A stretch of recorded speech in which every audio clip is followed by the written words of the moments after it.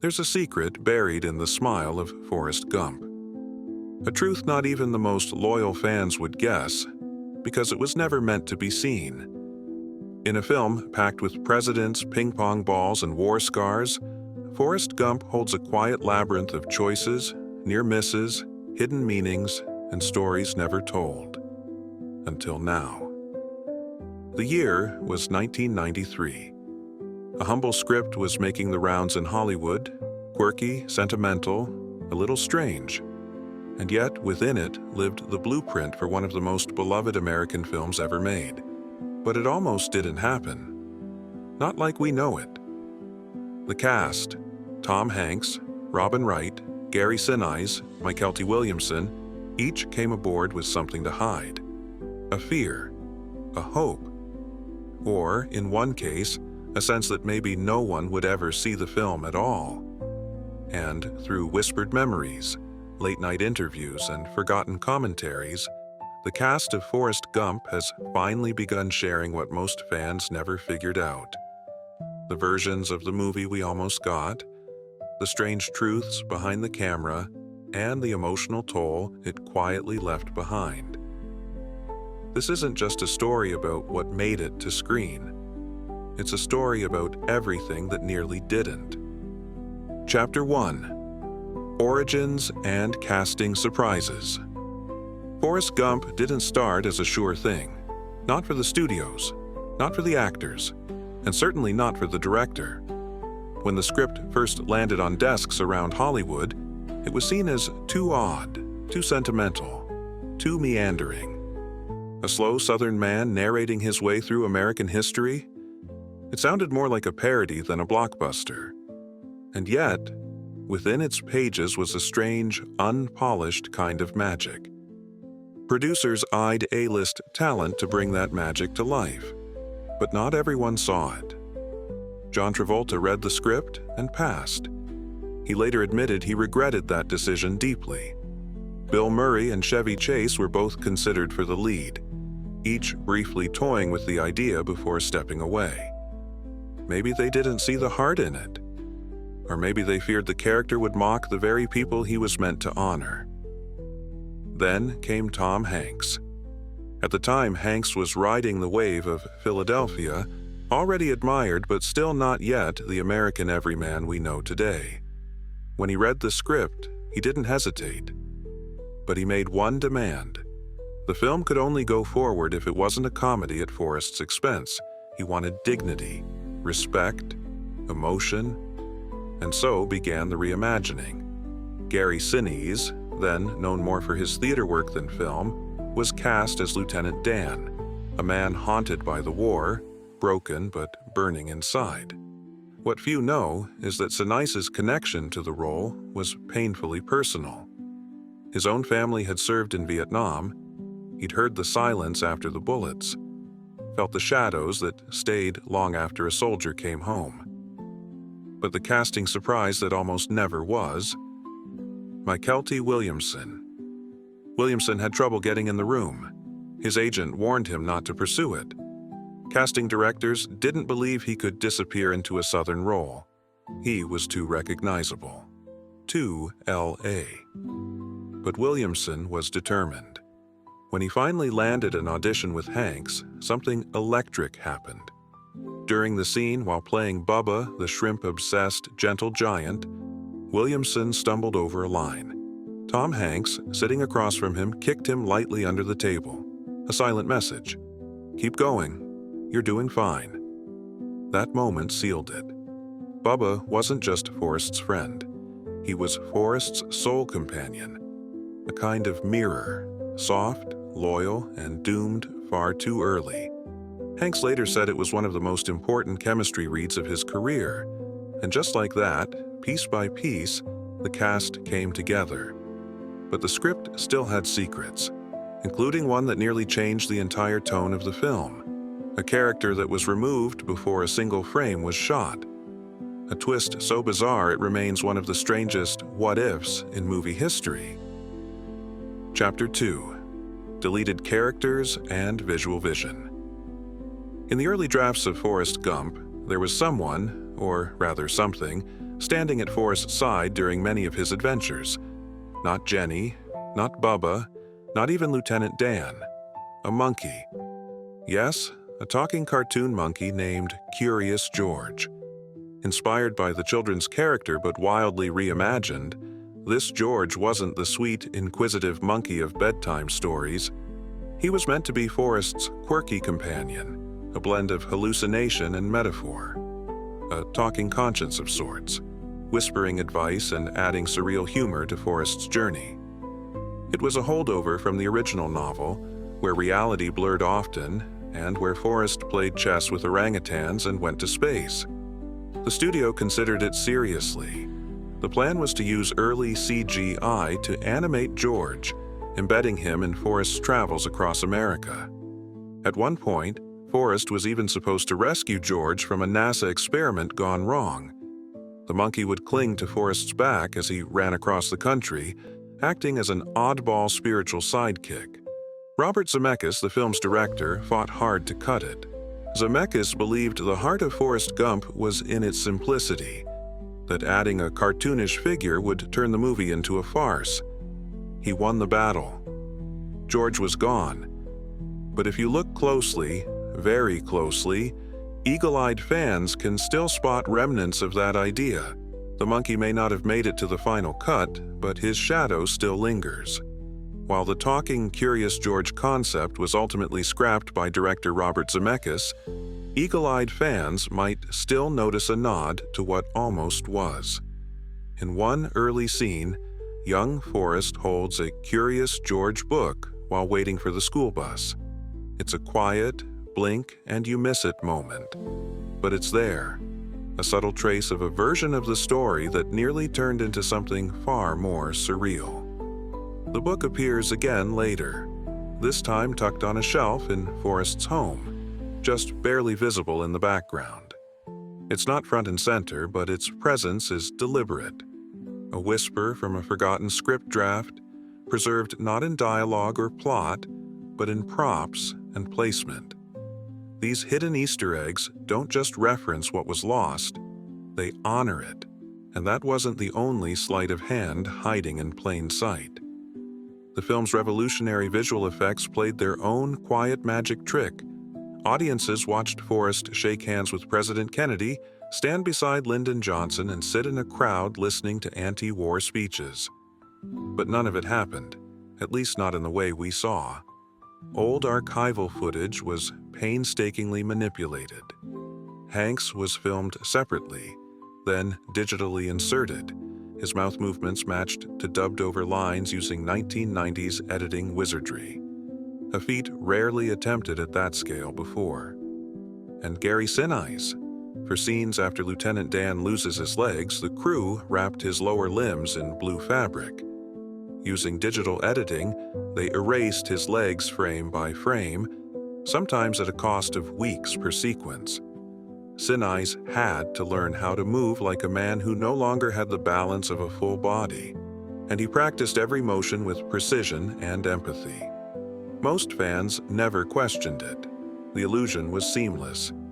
Yet all of this, the deleted monkey, the early CGI, the visual ingenuity, pales in comparison to the scene that almost got cut. A scene that came to define the soul of the film.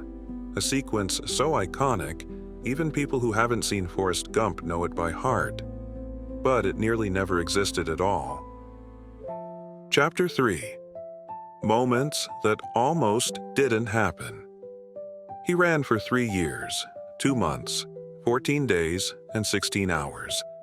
It's one of the most quoted moments in cinema. Forrest, in his plaid shirt and red cap, running down empty highways, across bridges, through dust storms and snow flurries.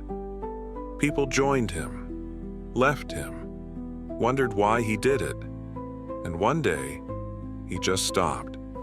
That running sequence became a symbol of endurance, grief, meditation, and mystery. But according to Tom Hanks and director Robert Zemeckis, the studio never wanted it. Too long, they said. Too expensive. Too odd. Executives couldn't wrap their heads around why Forrest would run across the country several times over with no goal. No climax, just running. It didn't advance the plot, they argued. There were no explosions, no romantic payoff. Just Forrest running through America, chased by nothing, guided by no one. Zemeckis and Hanks disagreed, fiercely. They saw it as the emotional core of the film. Forrest wasn't running for sport. He was running because Jenny had left, because war had scarred him, because Bubba was gone and Mama was gone and the world no longer made sense. The run wasn't random. It was ritual, healing, a prayer in motion. The studio wouldn't budge. So Hanks and Zemeckis made a quiet decision. They paid for the sequence out of their own salaries. It was a gamble. Had the film flopped, they'd be left holding the bill. But they believed in the moment. Hanks later called it one of the most important decisions of his career. The audience, he said, needed to see Forrest move forward without knowing why. Because that's what grief looks like when it's too big for words. And here's what most fans never noticed. It wasn't always Hanks on the road. For many of the long-distance running shots, especially the wide angles where Forrest appears as a tiny speck against the horizon, it was actually Tom's younger brother, Jim Hanks. Jim matched his brother's gait, posture, and rhythm, serving as his body double for countless miles of filming. Not because Tom couldn't do it, but because the crew needed to film quickly and move fast. Jim knew how to be Forrest in motion. No one could tell. That's how seamless the performance was. But behind the stoicism of Forrest Gump, the film's cast and crew were constantly improvising, enduring, and, more often than not, laughing through chaos. Because beneath all the melancholy and nostalgia, Forrest Gump was built by people who lived its spirit. Hopeful, ridiculous, and just trying to make sense of a world that moved too fast. Chapter 4. On-set moments and actor secrets. For all its polish and poignancy, the set of Forrest Gump was often anything but graceful. Take the scene where Jenny returns unexpectedly to Forrest's home after years of absence, carrying a fragile apology in her eyes. There's no music, no fanfare, just the soft rustle of curtains and the quiet awkwardness between two people who have loved each other in different ways, on different timelines. Behind the scenes, Robin Wright was emotionally exhausted. The weight of Jenny's trauma and history, combined with the rawness of the performance, made it one of the hardest scenes she ever filmed. But Tom Hanks knew. He had a sixth sense for emotional pressure on set. Between takes, he didn't crack a joke or offer a line. He simply placed a hand on her shoulder and said, "Whatever it is, let it live in the scene." Robin later recalled that moment as a turning point in her approach to Jenny. She stopped acting her pain and started carrying it, letting it seep into every look, every hesitation. That was the day, she said, that Jenny stopped being a character and started being real. And then there was the iconic Lincoln Memorial scene. Jenny, sobered by her past and politics, runs barefoot through the water to embrace Forrest. Finally, after years of separation, it's a beautiful moment. Poetic, but the water? Absolutely filthy. Robin Wright later revealed that the reflecting pool was murky, algae-filled, and crawling with bacteria.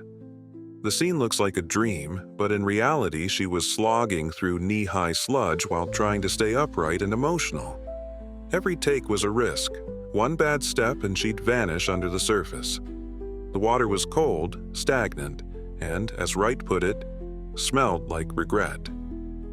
Still, she ran. Again and again, because that reunion was real. And the actors gave more than their lines. Gary Sinise, as Lieutenant Dan, spent weeks consulting with real veterans, studying their body language, their silences, their emotional reflexes. He wanted to portray not just a man without legs, but a man without direction. A soul who lost his war, then lost himself. It was Sinise's quiet mission to honor the friends and family members who came home from Vietnam without answers. To this day, Many veterans have said that Lieutenant Dan felt true, not because of the effects, but because of the pain in his eyes and the hope that finally returns. Every frame of Forrest Gump was soaked in memory, both scripted and unscripted. There was pain on that set, and joy, and exhaustion, but none more haunting than a moment that didn't even make it into the final cut. A moment that spoke volumes, even in total silence. Chapter 5. Hidden Speeches and Symbolism. The National Mall. A sea of protesters, flags waving, drums beating. Forrest stands at the microphone surrounded by anti-war activists and flower children.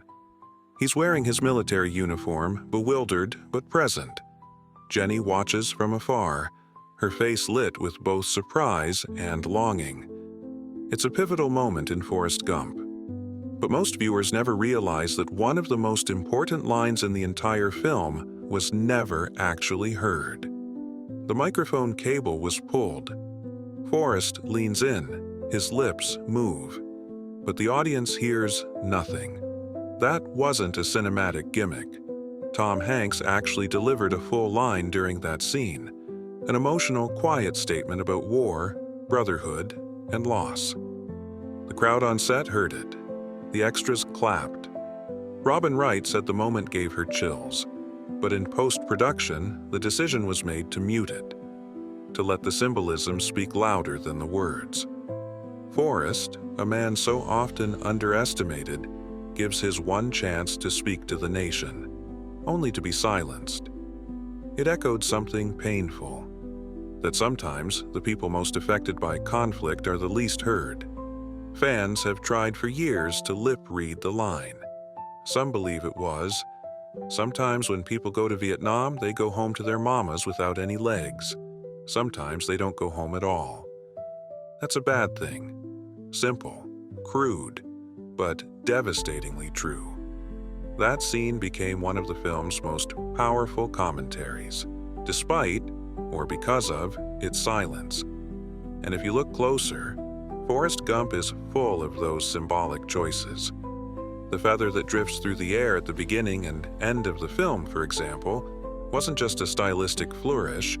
It represents randomness, fate, the idea that life moves us in ways we can't control, landing softly and sometimes rising again. Forrest's shoes, those old Nikes, become their own character. They carry him through childhood, war, heartbreak, and home. They are beaten, replaced, honored. As Mama said, you can tell a lot about a person by their shoes, where they're going, where they've been. Even Lieutenant Dan's rosary, seen only briefly in certain scenes, isn't a prop. It was modeled after real beads carried by soldiers in Vietnam, symbolizing hope, faith, and the fragile promise of survival. Cinnies fought to include it, to honor the men he'd spoken with, the ones who prayed with those same beads in muddy foxholes. Nothing in Forrest Gump was accidental. Not the background extras, not the way Jenny dresses, not the swing set Forrest builds for little Forrest in the backyard. Each detail was layered, whispered, and chosen to reflect something deeper, something fans felt, even if they didn't fully see it. But all these secrets, silent speeches, deleted monkeys, peed costumes, personal griefs, they weren't just trivia. Together, they formed a kind of emotional DNA, the invisible threads that wove Forrest Gump into something far more than a film, something closer to truth. Chapter 6. Climax and Revelation. As the credits rolled and the feather danced away on the breeze, most audiences sat in quiet awe, moved, maybe confused, unsure exactly why the film had affected them so deeply. Forrest Gump didn't shout. It didn't moralize. It simply was. And yet its story stayed with people. Decades later, it still does. What few fans ever realized, though, is just how close that magic came to vanishing. From the very beginning, Forrest Gump was a gamble, an emotional story that resisted formula. A leading man playing someone with childlike innocence in an industry that demands edge and bravado. Studios saw risk. Critics were skeptical. The budget was tight. And nearly every pivotal moment, the cross-country run, the Vietnam flashbacks, the historical encounters, faced being trimmed, rewritten, or removed. But the cast? They didn't see risk. They saw truth. Tom Hanks believed in the soul of Forrest from day one. He knew the character wasn't a joke or a gimmick. Forrest was a lens through which we could see humanity at its rawest, kindest, and most absurd. His performance, measured and meticulous, was more than acting. It was understanding. Gary Sinise, haunted by the echoes of real war stories, poured that heaviness into Lieutenant Dan until the pain was palpable. Robin Wright, fragile and fierce, channeled her own ghosts into Jenny, the woman who ran because staying felt like drowning.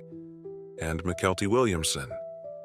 He fought for Bubba, for dignity, for every gentle soul lost in the fog of war and memory. When he cried for his mama in the jungle, it wasn't a line, it was a prayer. What held all these elements together wasn't just Zemeckis' direction or Alan Silvestri's sweeping score, it was belief. The quiet agreement among a handful of people that this strange little story about a Southern man who just wanted to love and be loved was worth telling. And that belief paid off. The film would go on to win 6 Academy Awards.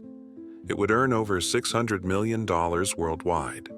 But more importantly, it would become a kind of shared memory, one of those rare films that transcends generations, quoted by children and grandparents alike.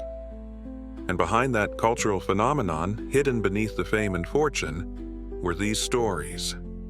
The almosts, the what-ifs, the quiet decisions made by actors and crew who didn't know whether anyone would watch, but gave it everything anyway. So when you watch Forrest Gump again, and you will, look closer. Notice the softness in Forrest's voice when he says, "I may not be a smart man, but I know what love is."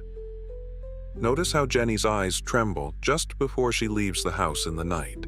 Notice how Lieutenant Dan stares at the ocean, not as a man longing to die, but one trying to decide whether to live. Notice how Bubba's lip quivers before he falls. These aren't lines. They're confessions, hidden in plain sight. And now, you know what most fans never figured out.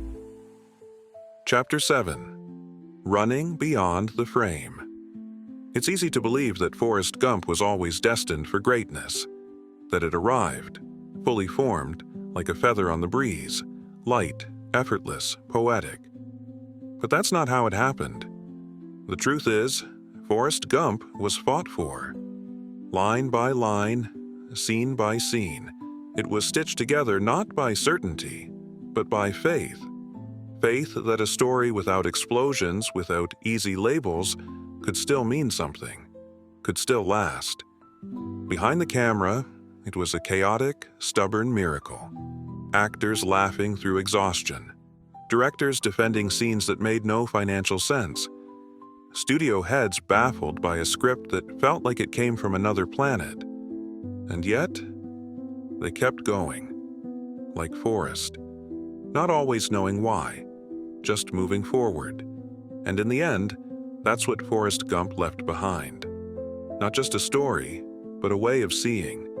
A reminder that even the simplest people carry oceans inside them, that pain doesn't always scream, that love doesn't always explain itself, that sometimes the quietest voices carry the deepest truths.